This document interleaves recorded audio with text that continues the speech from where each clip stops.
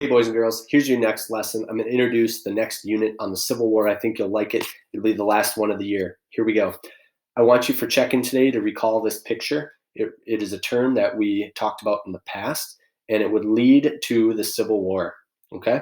Yesterday's question was about this picture. Who is he? He was on the $20 bill, war hero of War of 1812, Battle of New Orleans. It's Andrew Jackson. On to our daily news. As you can see, I'm being quick.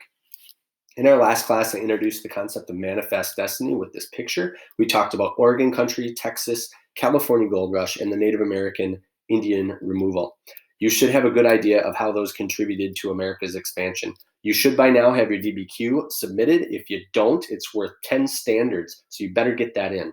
Here's today's job. Introduce you to the beginnings of the Civil War. We're going to basically start with some causes. We're going to try to identify those with some very short mini lessons every single day to the last day of school. Second, you're going to complete a manifest destiny assessment. And third, you're going to watch a Civil War literature novel introduction by me, where you're going to choose one of these three books to read for the end of the year project. Here we go.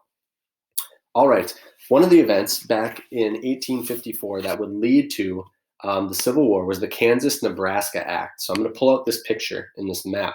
We can see slave states here in the yellow and green states. Remember the Missouri Compromise, which is this state, saying that every state below would be open to slavery and every state above would be closed or would be known as free states. All right, but the problem is at 1850, our country is expanding out towards these unknown territory regions known as Kansas and Nebraska. Would they be open to slavery or not was the question. So we had people from both free and slave states move there, and they both wanted what they were accustomed to, freedom or slavery. So that would be a problem.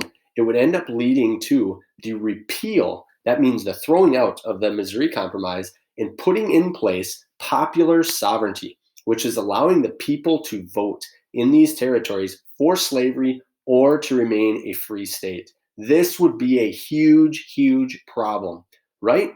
In fact, people from Missouri actually went over to Kansas when they were voting for freedom or slavery, and they cast votes for slave. They illegally did that, and then they went back to Missouri quick. They wanted the expansion of slavery so bad. And boys and girls, that's one of the underlying causes of the Civil War is slavery and states' rights. All right, so this popular sovereignty led to Bleeding Kansas. This man right here, John Brown, would lead several raids against slave cities, killing people. Yes, they pull the men and the women right out of bed and kill them over the question of slavery. And then guess what? The pro-slavery cities would do the same. They would go into free towns and do the same thing, pull out adults and kill them. Unbelievable how our country was so rooted in slavery or in freedom. Here's another thing. Charles Sumner, this guy, I believe he was from Massachusetts. Anyways, he was an abolitionist. He was against slavery. He gives a speech about how slavery is the devil's work and basically, damning everybody who was a slave owner. This man right here, Preston Brooks, took it to heart so bad and was so livid about it, he took his cane and actually beat Sumner several times, almost killing him in Congress, in the House of Representatives where they meet. Unbelievable. So another thing pushing our country to the brink of civil war, right? After that, people would go to Congress meetings with guns and knives. Unbelievable. Third thing, Dred Scott. This man was a slave. He started out in Missouri, as we can see up here, all right? And he was taken to a free state of Wisconsin, where his master, a doctor, was practicing medicine.